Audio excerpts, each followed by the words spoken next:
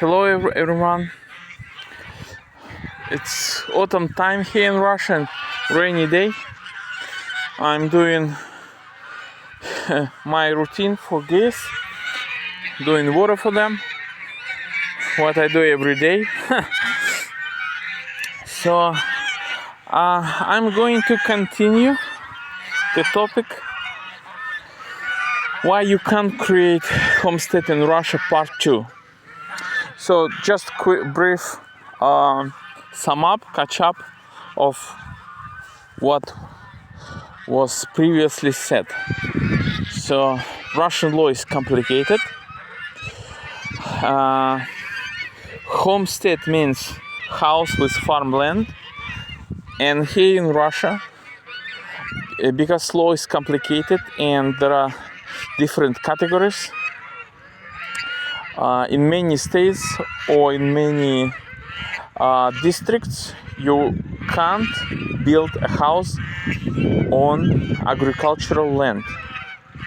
You can build a house on the residential land, but very often you can't build it on agricultural land, which has much larger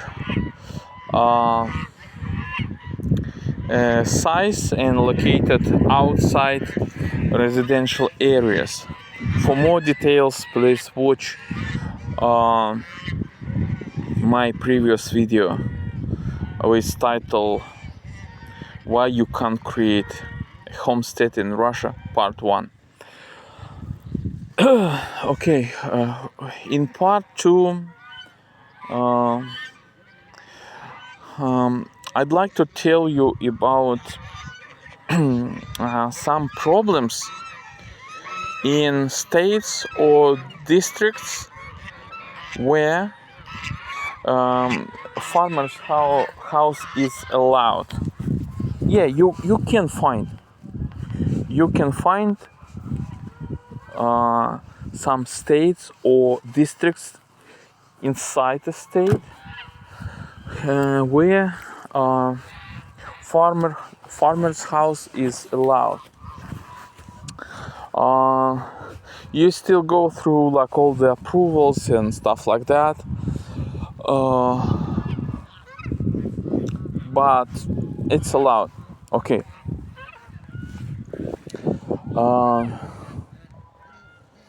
But what the problem? Look, here in Russia, if you have land and you grow geese or cattle, you're a farmer, right? Wrong. Officially, you're nobody. And you have to register. To be a farmer, you have to register as a farmer. And look, it's really weird.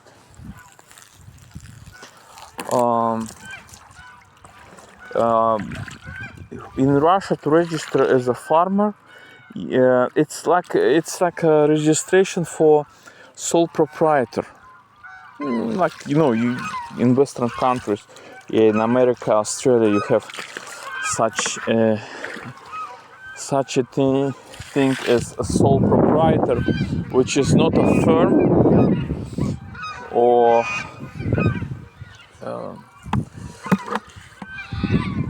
corporation. You're just a physical. You're just a citizen, and to do business, you register as sole proprietor. And look, in America, in some states it's $0. In some states it's $100. Some states $200. I think New Mexico, Nevada, just you pay it once. But here in Russia, you pay every year. Sorry, very likely they will do it every year. And the price, I think it's over 60,000 Russian rubles. So it's I don't know. It depends on exchange rate. I mean, but in USD dollars, it's like 700 maybe dollars, something like that. So you are register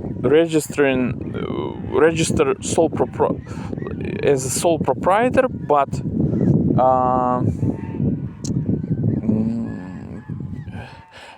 special subcategory for sole proprietor, a farmer. This is how you become officially a farmer here in Russia.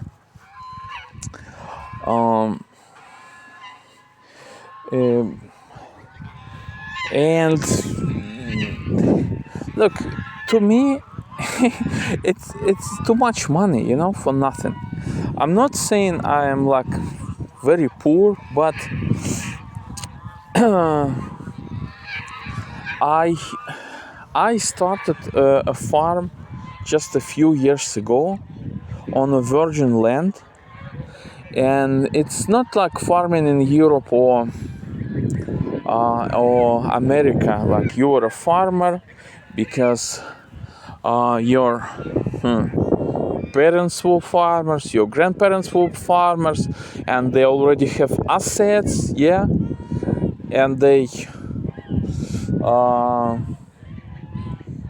pass those assets to you. He's nothing like that. I didn't have that, so I had to start from the virgin land and everything by, you know, with my hands and my own money, and there is always something you can spend money on. Not for stupid bureaucratic, you know, things. So look, especially if you do it for self-sufficiency, not farming as a like big business. Yeah, if you do it as a business plan, then of course, yeah, you will have to register as a farmer.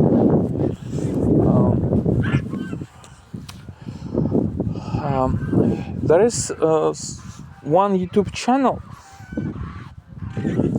and that Russian guy says that he registered as a farmer once and got all the approvals for the house,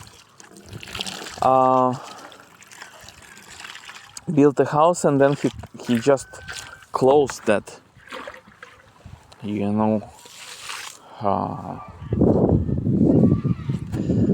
entity, like that he canceled that registration as a sole proprietor and a farmer. But what I heard, it's illegal, and I wouldn't play with that.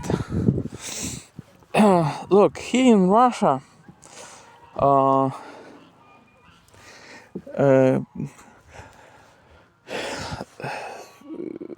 the amount is not very important today. For example, tax, you know, is 100 rubles. Important just the fact that you registering for tax, for some commissions, for some fees, because very likely they will increase, you know, the price dramatically, and it happened many times.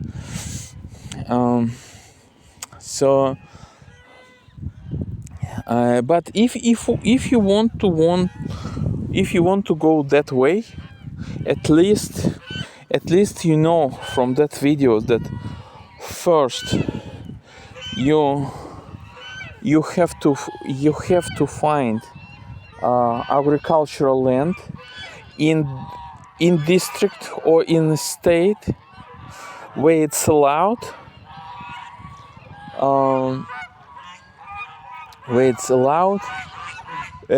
and then you register as a farmer, and then you got all the approvals. I don't like that idea, but you know, at least it's an option. At least it's an option. Because at least you can do it correctly, considering all the pros and cons. Because, as I mentioned in the previous video, the worst thing would be you don't do research, you don't do your homework, you just buy random land where like it's not allowed to build a house, and then you build a house and you believe that local government authorities will not get you, will not force you to demolish it. No, this is the worst scenario. So I am telling you about the options. If you decide to build like a house with capital foundation on agricultural land and register as a farmer, at least you know what to do, which things you have to check first. In next video I will cover some other options for you, so you will have the entire picture and decide which suits best to you.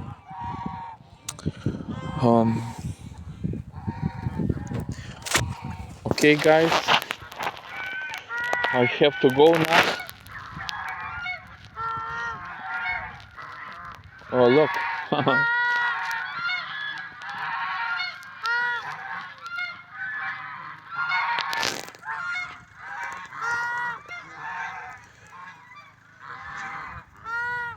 They're coming for pasture. Not much grass left.